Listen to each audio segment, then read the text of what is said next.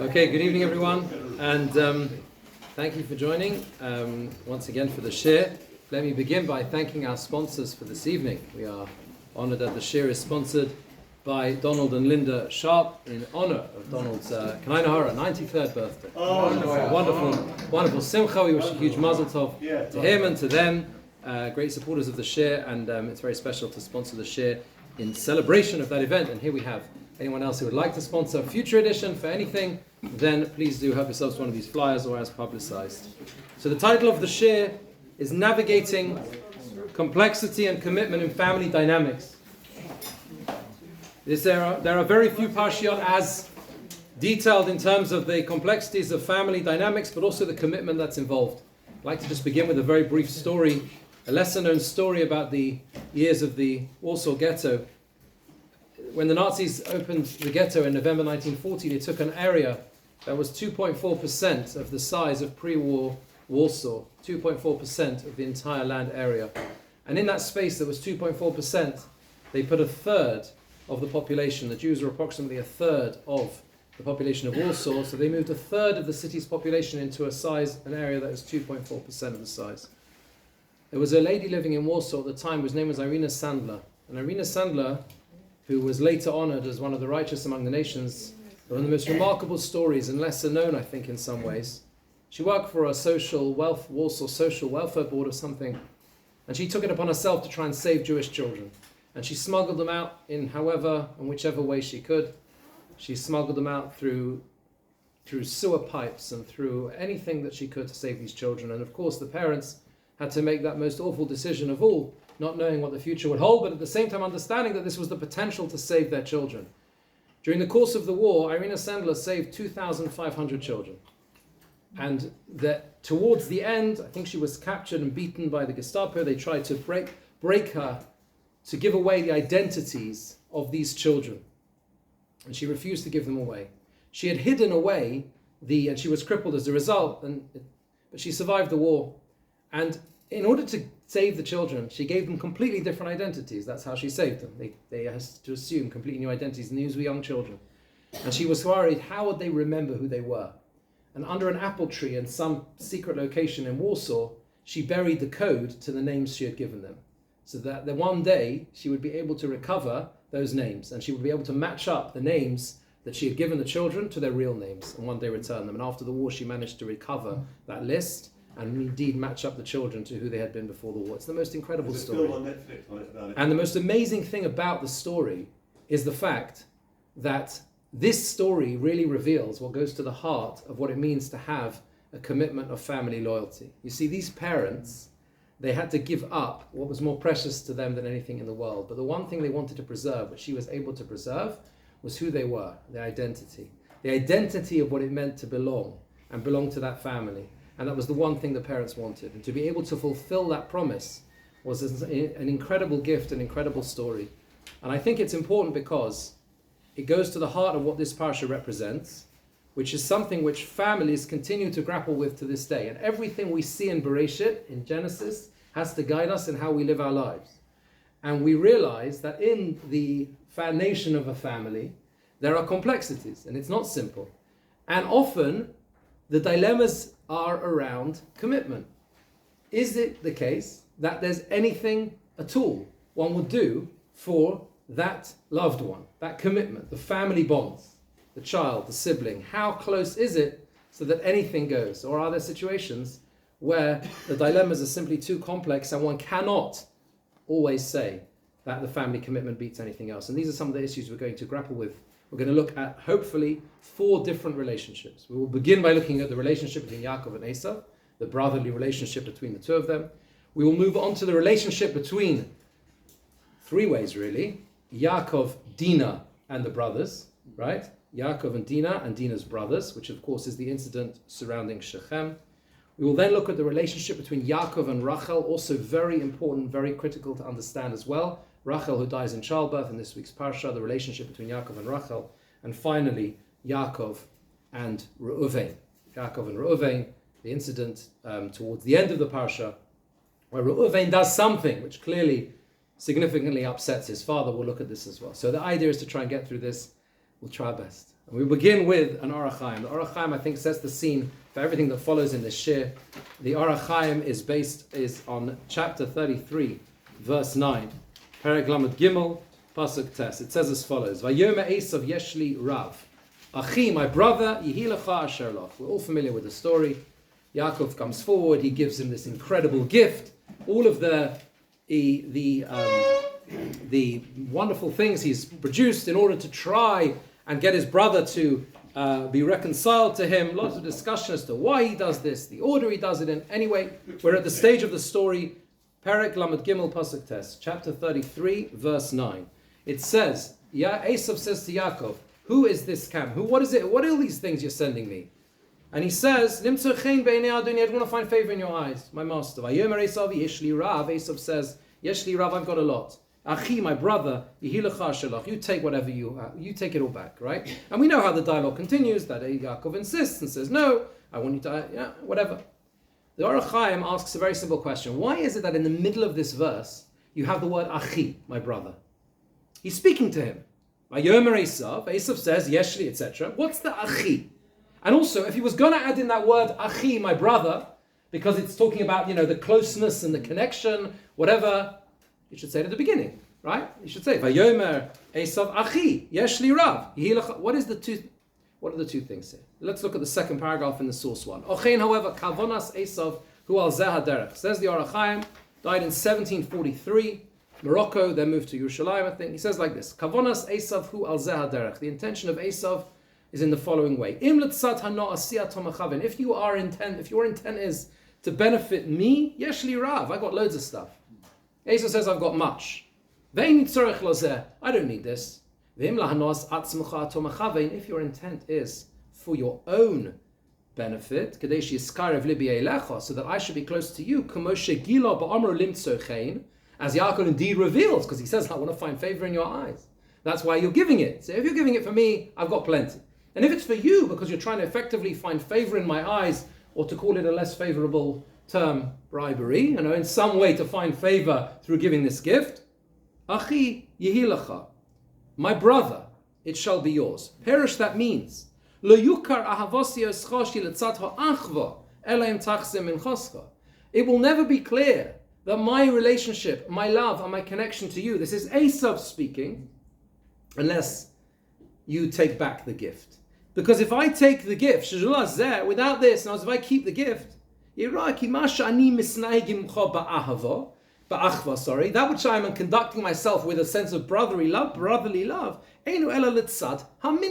it's just because you gave me a nice present.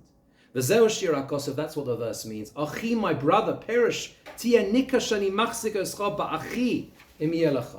It will be recognizable that I'm treating you as Achi, my brother, if you take back this gift. And that's what Esav was saying. It's a beautiful interpretation of the Orach Chaim. 2 points. Yeshli Rav. For me, I don't need it.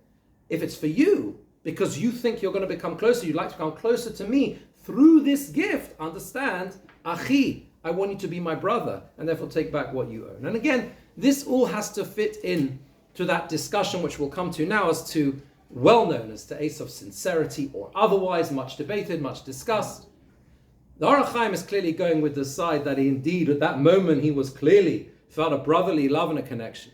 But what the Orach Chaim, I think, brings out, if you take it on the broader sense and thinking about, as we started with the whole parsha, what is the only way you can demonstrate real family commitment and connection? If there's no ulterior motives.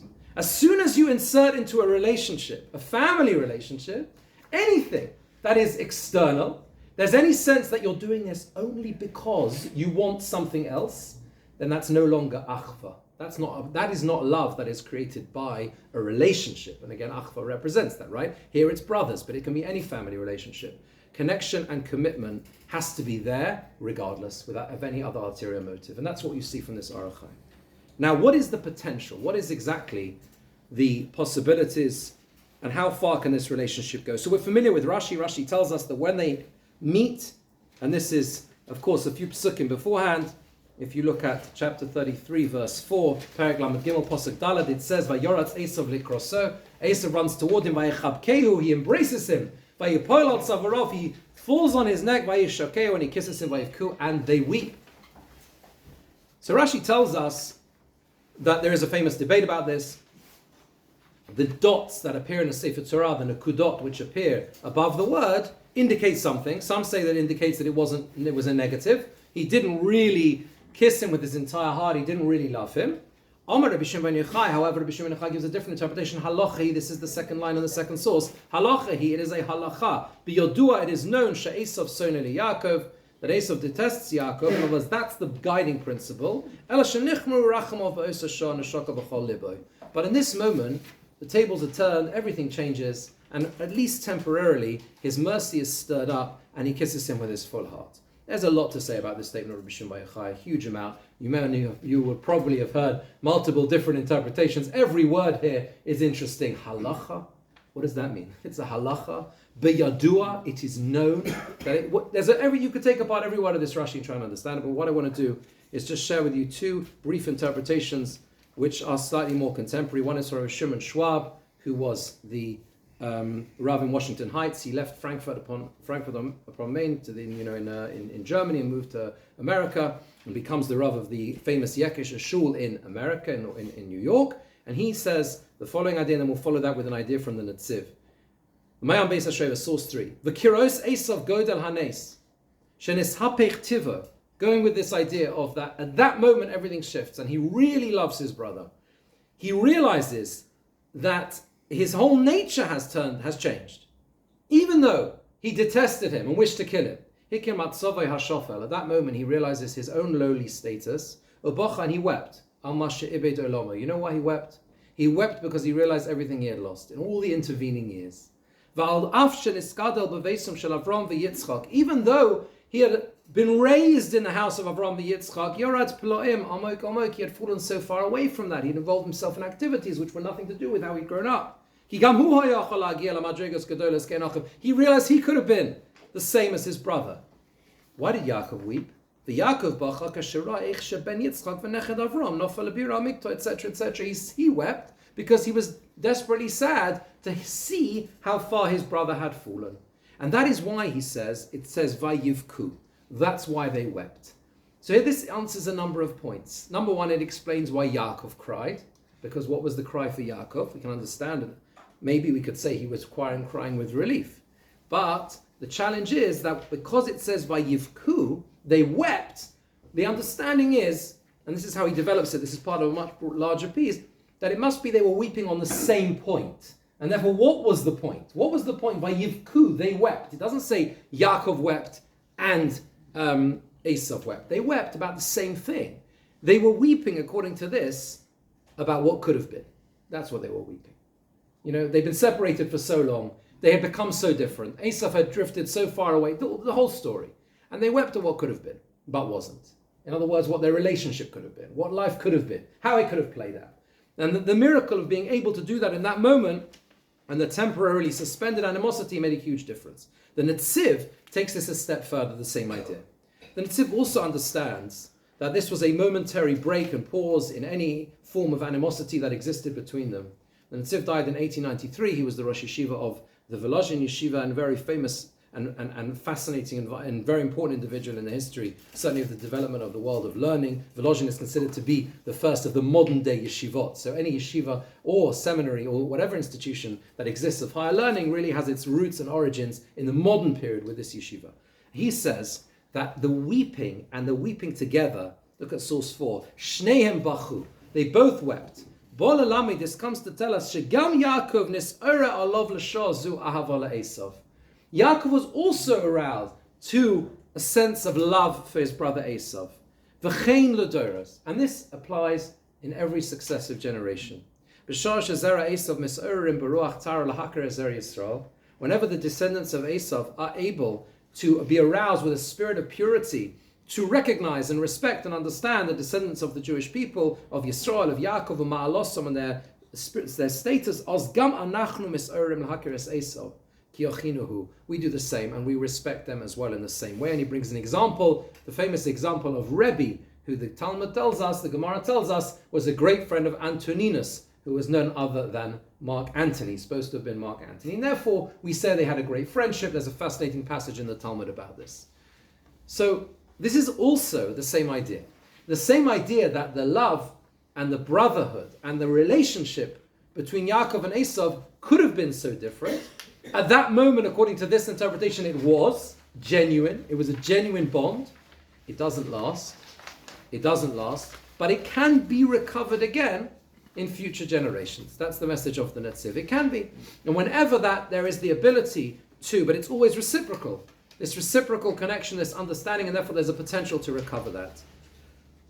What of course happens in the rest of the dialogue between Yaakov and Esav is we see that it cannot last. Esav says, you come, stay with me, etc. Yaakov realizes that it is impossible to do so, and he entreats him not to do so, and he says, it will be too difficult, etc. And we know that they go their separate ways. But at least for a temporary moment in time, we understand the power of what it means to have that connection and that relationship, at least according to this. If you look at the next example of this complexity and the commitment, as we said, about family dynamics, the next one involves the story of Dinah. So to recap, you're familiar with the story, in which appears almost immediately after this. Yaakov arrives at the city of Shechem with his family. Dinah meets or is taken by Shechem, the son of Hamor, who is the chieftain of the city. They take her, he violates her, the brothers are incensed. And the brothers determine and they decide they are going to go and recover, not just recover Dinah, but also revenge upon the city. And then that is what they do. They instruct them to have bris milah, to have a circumcision, and after, when they are still weak, etc., they then carry and they massacre the inhabitants, the men, and as a result, they rescue because of what they've done, etc. And then there's the famous dialogue, which we'll come to at the end, between Yaakov and the brothers as to whether they did the right thing or not, right? Let's look at first at their immediate reaction. What is the brothers' immediate reaction? Look at Pasuk Perek Lamed Daled, Pasuk Zion, chapter 34, verse 7. So, Yaakov hears, just to go a bit back before that, Yaakov hears that Dinah, his daughter, has been defiled. But his sons are not there. Fascinating. Yaakov doesn't say anything until they come back. Almost as if he needs to hear how they will react. He knows, perhaps, we do not know, how he personally would react, but he does not reveal his cards at this stage. It just says he is silent until they return. Chamor Avi Shechem, the father of Shechem, goes to Yaakov to speak to him. Then it says, Uvnei Yaakov bo'u min hasadeh. At that point, the sons of Yaakov come from the field, Kashama'am, when they hear what has happened. Vayitzatzuhu anashim. And the men are terribly sad, Vayichalohem ma'od, and they are terribly angry. Ki nevala asav Yisrael, because a nevala, what is a nevala? It's a shameful act. It's a terrible thing that has taken place by Yisrael. To take place with the Jewish, with Yisrael, lishkav espas Yaakov, to violate, to sleep with the daughter of Yaakov in this way, v'chein lo ye'oseh, and such shall not be done. This cannot happen. This must not happen. Now, the Rav Hirsch says, look carefully, and you'll see there are two emotions in this pasuk, and they are very different emotions. The first of them is the word etzev, atzev. What does atzev mean? Sad. Sad. Their hearts throb. Look at source 5, with two distinct emotions. Etzev is the anguish of being forced to relinquish something precious. Etzev is sadness. It says that Hashem was, so to speak, sad in his heart that he created mankind. When he saw how desperate and terrible mankind gets at the end of Parshas Bereshis, before the flood, it says Vayisatsev, there's a sadness because what man could be and what he is. This is a loss. It's a sense of loss. Their pure, chaste sister Dinah was gone forever, even if they would succeed in retrieving her from Shechem's hands. That's the pain of the loss. It is not that, she's there, how we get her back, is that she will never be the same again. She has been violated in this way. It's awful. It's a terrible, terrible pain of loss, sense of loss. That is a personal feeling. Then there's something else. Vayichar lohem ma'od, which means they're angry. They're angry, they're inflamed. Why? Because it's an outrage. Nevala. What is nevala? So Rav Hirsch tells us that nevala, Rav Hirsch is so brilliant with language, there's almost no one else like him in the comments. Unbelievable. Nafal, naval, novel, all the same thing. These words mean ruin or rubbish. Naval is the withering of leaves, the dwindling of strength, the death of animal life, like a nevela, yes, a carcass. The loss of moral forces, the ruination of life. That's what navala is. It is moral degradation. It's something shameful. It's something terrible. Okay, the one to whom the act is done in particular. So therefore, he says, they learn from this. I'm just skipping through a little bit. He says they learn that number one, they are weak, and without protection, they can be secure only if others recognize their moral and spiritual nobility.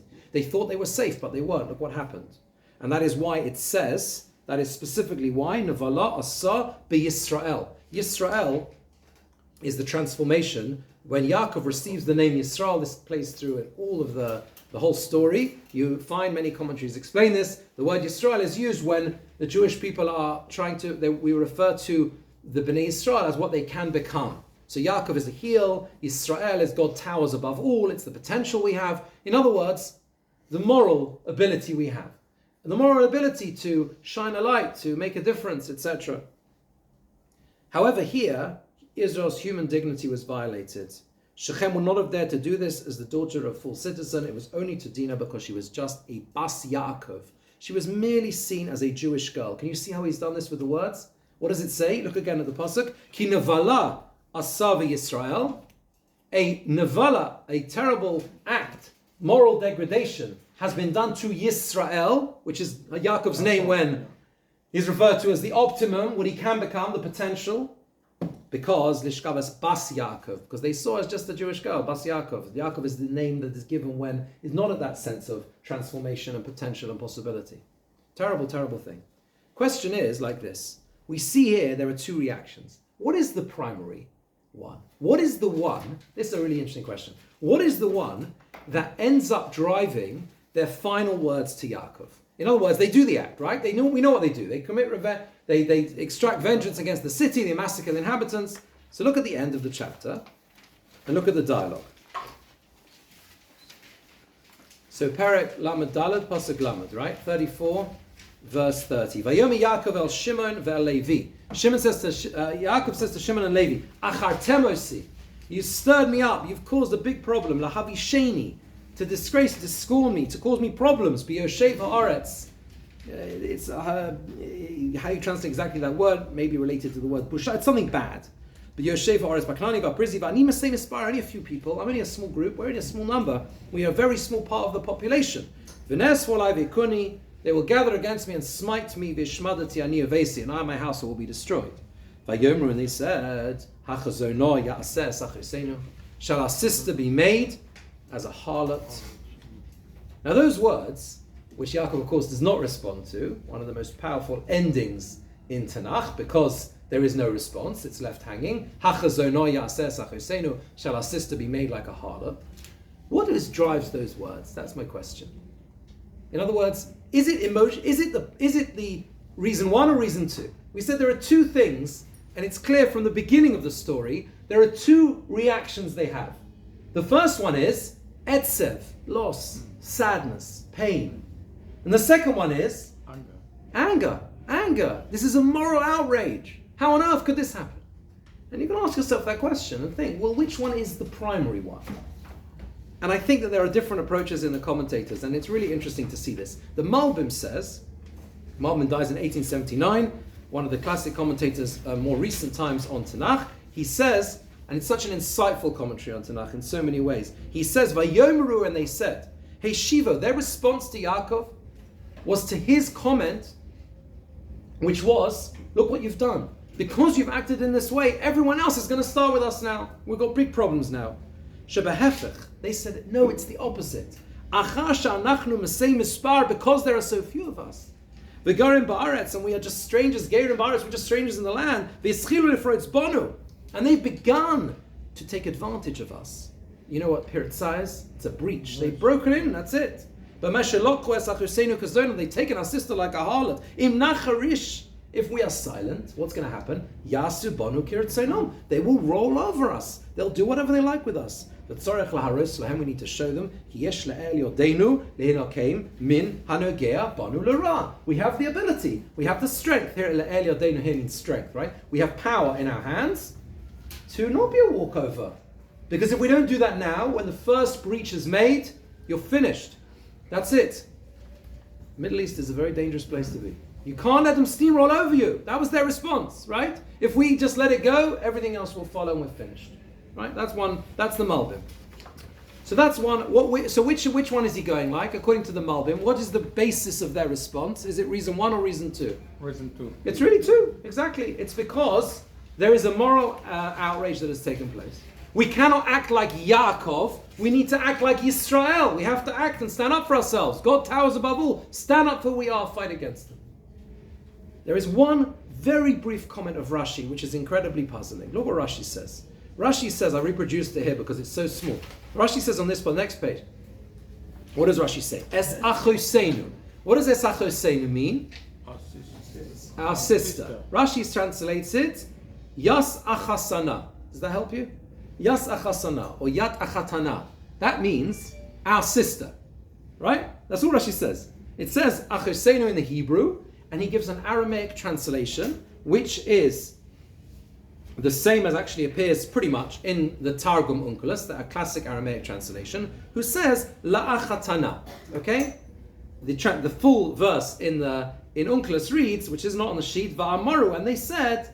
I've mentioned many times that Targum Onkelos is a commentary. You have to know how to read it, and if you don't know how to read it, you can get the commentary of the Netina Lager, the Nesina Lager, which is the classic commentary, one of the classic commentaries on the Targum Onkelos, written by none other than Chief Rabbi Nathan Marcus Adler. He wrote it. Chief Rabbi Adler wrote the Netina Lager, which is a commentary on Onkelos. He says, Hakanafkas ba'omr, and they said, Hakanafkas bara, like one who goes outside, which is a nice way of referring to a harlot. Yis avad la'achasana. Shall they make our sister? Rabbeinu Bachaya, who died in 1340, quoted many times, look at his comment, number 8. Kosav Rashi, very short. Ketargumo, like the Aramaic translation, Yas achasana, our sister. V'lo hevanti zeh. That's all he says. You know what that means? V'lo hevanti zeh. I don't understand. I don't understand. This is the genius, you see. This is the genius of our great commentators, right? If you didn't have anything to say, and you're writing a commentary on Chumash, and you say, I don't understand something, would you write that in your commentary? Probably not. I don't think I would do that, right? We wouldn't have the guts to do that. You'd say, let's skip over this. I don't know much about this one. Let's move on to the next one. But he says, Rashi says, Yachasana, he gives the Aramaic translation of a Hebrew word, and I don't understand. Everyone knows what Achoseinu means. It means our sister. I don't understand it. So then I saw an explanation by the Chizkuni. Now the Chizkuni gives an explanation, which I think is the key to all of this. Look what he says. Chizkuni is also 14th century. Again, we quote a number of times. Pirush Rashi, Ketarguma Yosach Hasana. Rashi says that, like the Targum says, our sister. Pirush, this means, Lefi sheyesh achoseinu b'mikra shu loshen rabos. Sometimes in Tanakh, the word achotenu can mean plural, not just singular. Achotenu can mean our sisters. Hutzrach lepirush Rashi loima. That's why Rashi had to say, Ketargumo, as the Targum translates this, Yas achasana, which is a singular, Shu loshen yechida, which is singular. Shem hoya loshen rabim, hoya maturgam, achotana. It's a different Aramaic translation. It was a plural or singular.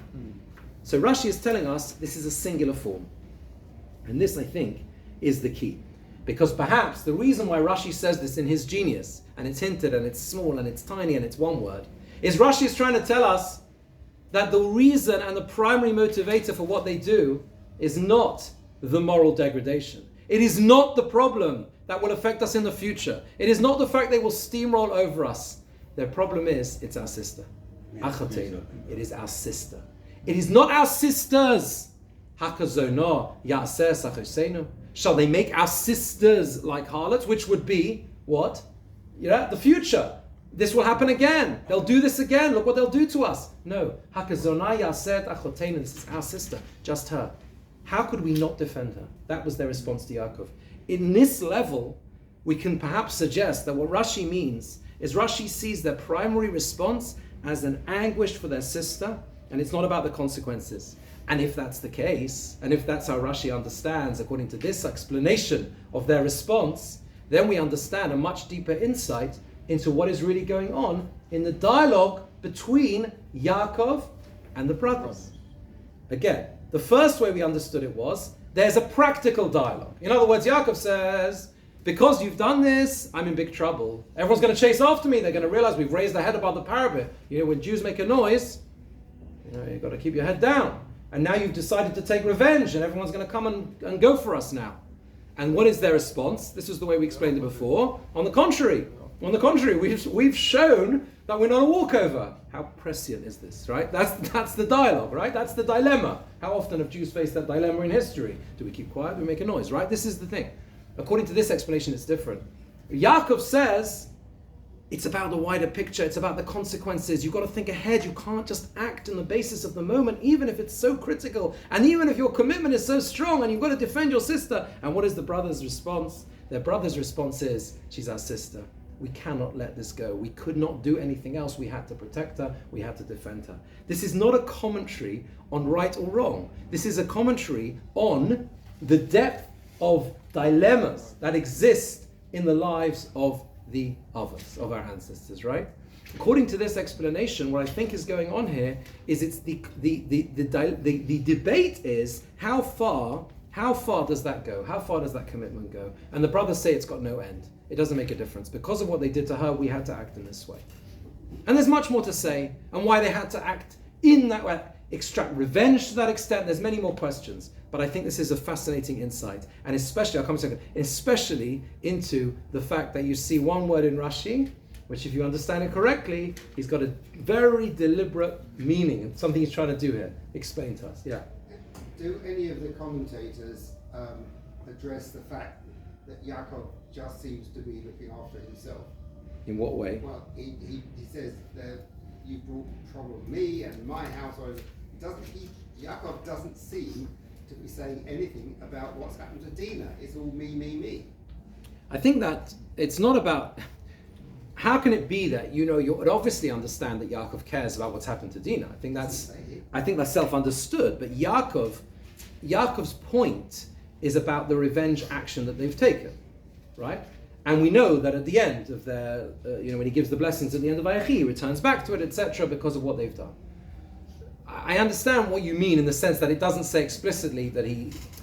But again, the part of the conversation that the Torah records is the message that he wishes to convey to them. It doesn't mean he doesn't care about what's happened to Dinah, but he says if you act in this way is going to create much bigger problems in the future for us. Again, as I said, this is not resolving that's a fair question. Didn't Yaakov rebuke them in Vayechi? He did. He does, absolutely he does. Finally, very quickly, move on, Yaakov here talks like a Chutzlaretz Jew. So again, what would they think of us? Again, we need to understand that according to many of the commentaries, both aspects of, you could call Chutzlaretz Jew, if you want to refer to it that way, are present within Yaakov's character. That means to say he is sometimes referred to as Yaakov, sometimes referred to as Yisrael, right? And there is a difference between right to the very end, he's not happy with his. But again, what Yaakov's perspective seems to be on the basis of the fact that as a result of your actions, look what's going to happen to us. This is part of exactly. So okay. What would have been the alternative? With what? If they hadn't have done anything. The question is why they needed to massacre the city, or the men of the city. Right? What else was there to do? If they didn't do that, then and this is exactly the point, right? What did they need? Well, they would say that's what we had to do. Just leave it. But as I said, I wanted to bring out from here this particular aspect of it. There's many more points. Okay, I want to look at Yaakov and Rachel.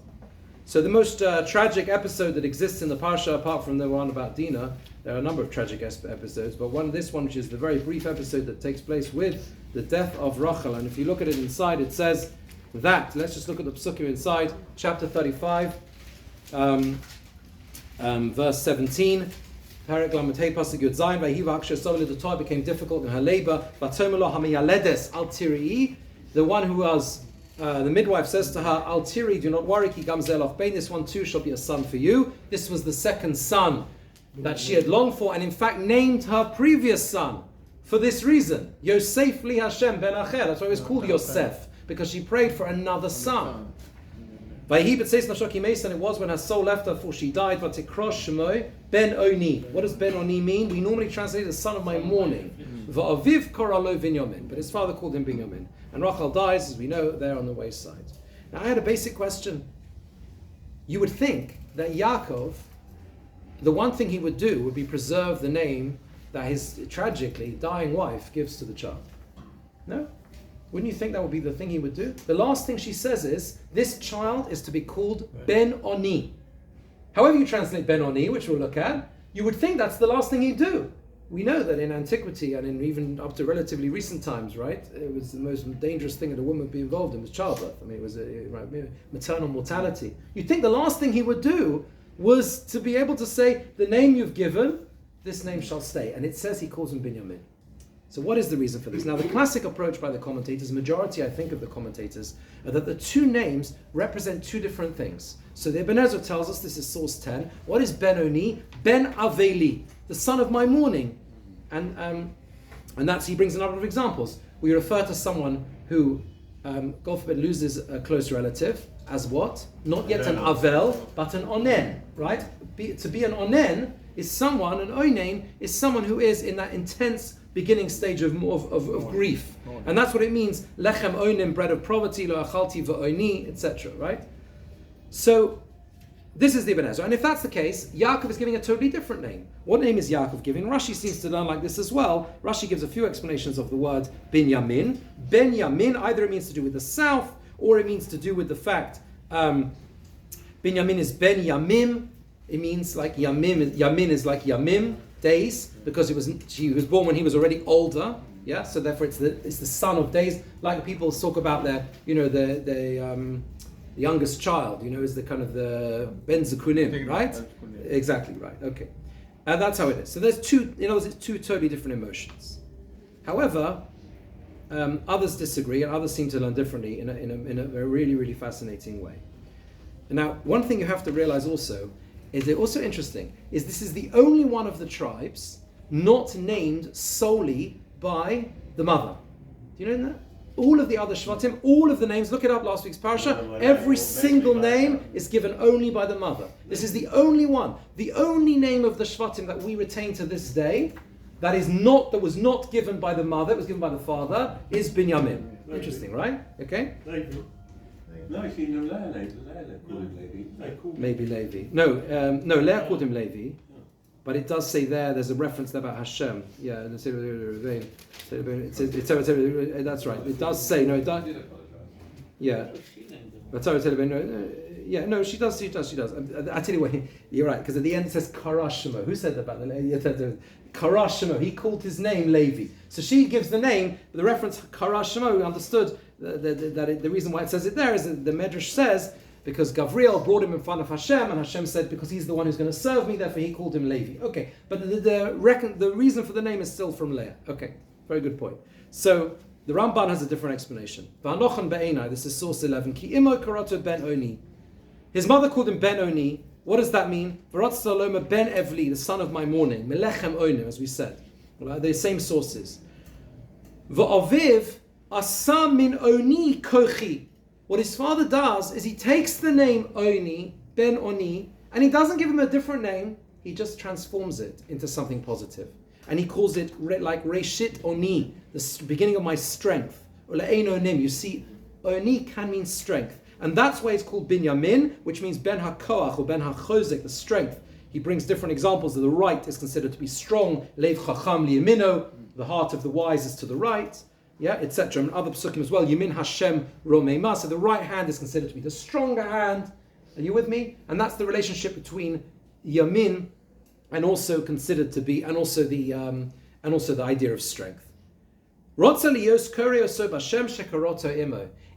Ramban, it is not the case that he looks at the name his wife's given and says, I fancy a different one. No, he says, I want to take the name that she's given and give it some positive meaning. He says all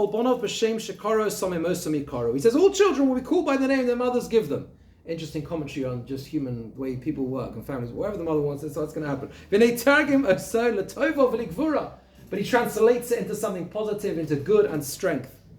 Okay, and he says finally, he says in the Bereshis Rabbah, the Medrash says, Ben Oni means Ben Sari, the son of my pain, V'oviv koralo Binyamin, but his father called him Binyamin, B'lashon HaKodesh, in the holy tongue. V'lo yodati mahu, he says, I don't understand this Midrash. Ki hakol Lashon HaKodesh.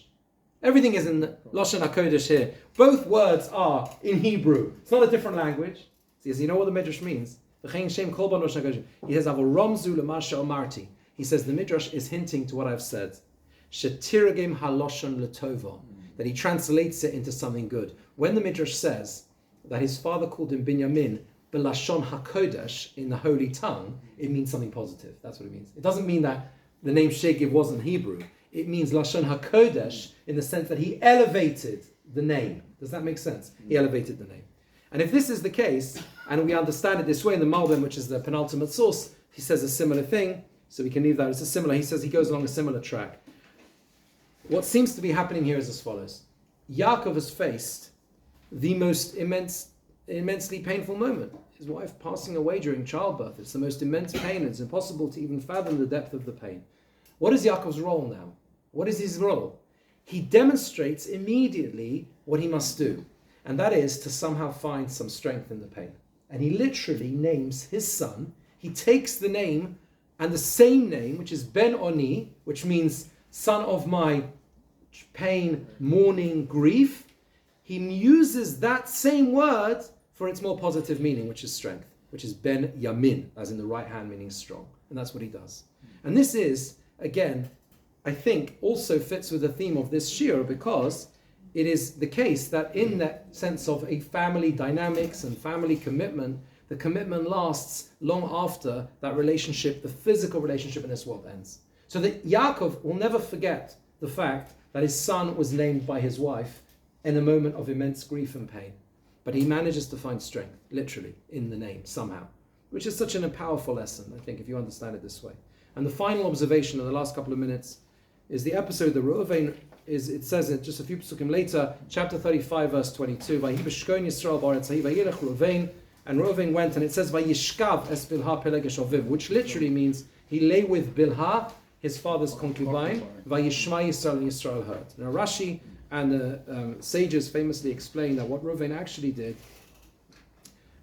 was moved his father's bed into the tent of Leah, because he was away from Bilha. Bilha was the concubine, the Pelegish and the Shivcha, the maidservant of Rachel. He is upset for his mother's disgrace, etc., for Leah, and therefore moves his bed into her bed, Yaakov's primary bed, into Leah's tent. Right? That's how it is. Okay, that's how the sages understand it. But either way, and as I said, this is the mainstream approach in the sages, and understand it in this way, and there are lots of reasons why they understand it in this way. Lots to talk about, lots to discuss. The Ibn Ezra fascinatingly comments on this opinion of the sages, on this explanation of the sages. He gives a very short line. He says, it's not on the sheets, Yofe Pirshu Rabbeinu Zal. The Ibn Ezra says, our sages explain this very well, and he brings a verse in Mishlei, that we can conceal disgraceful acts. And this is a very interesting explanation. It's how the sages explain what happened. But the next words, all that we know about Yaakov's reaction to what had happened, because whatever had happened, it was something that very much upset. That's clear. It definitely upset Yaakov. What is his reaction? Vayishma Yisrael. Yisrael heard. And immediately it says after that, the list of the tribes. In fact, it's the same verse. There's a break. Vayuvnei Yaakov shnei masa. And the children of Yaakov were 12. And from there, the commentaries understand and explain that there was still hope. Even though Reuven had acted in this way, it still says, B'chor Yaakov Reuven. That Reuven remains the firstborn of Yaakov. Says the Ramban, look at the last source in the sheet. Siper HaKosov an v'sonuso. It says, Vayishma Yisrael, and Yisrael heard. The Torah teaches and describes and relates his humility. Ki shoma, for he heard, B'chalal b'no Yitzuov. When he heard what his father's son had done to his bed, literally profaning it, but he did not command that he should leave his house, miklal bonav, from the rest of his children, and not to inherit with them. He would still be listed with them. V'yiyu shnei masar, and they would still be 12 children, 12 sons. V'hu yimone rishon, and not only that, he would still be listed first. Ulakach osam mishtei parshas pasuk echad. That's why it's one verse. Ki afal pishu tchilas inyan, even though it's the beginning of a new topic. Shabonim nos hashfotim. It comes to list, count the tribes mishenoldu kulam, from when they were all born. Ramazehinsky Reuven lo nidcha b'ma'aseyu. Reuven was not pushed away from the tribes because of his action, because of what had happened. Now remember that Reuven's actions do have consequences. What happens to the double portion? He's still the firstborn, but what happens to the double portion? Of course, it goes to Yosef, right? Manasseh and Ephraim, right? So there are direct consequences, and that's described elsewhere. It's not that his actions don't have consequences, but at this critical moment, Yaakov has a choice. He can choose to exclude Reuven forever. That Reuven will no longer be part of the 12 tribes because of what he has done. But he doesn't. Vayishma Yisrael, Vayiyu B'nei Yaakov Shnei Masar. He hears what has happened, and his children are still 12. And the Ramban calls this humility, his humility. And it is an incredibly powerful perspective on what it means to have a commitment in a relationship in the sense of a family. Sometimes terrible things happen. God forbid, should never know. But there is a connection which exists between a parent and a child which needs to somehow weather through the storms. And one of the most painful things one sees as a rabbi is where that's not possible, and we have to do whatever we can to try and keep families together if it is at all possible. That's it.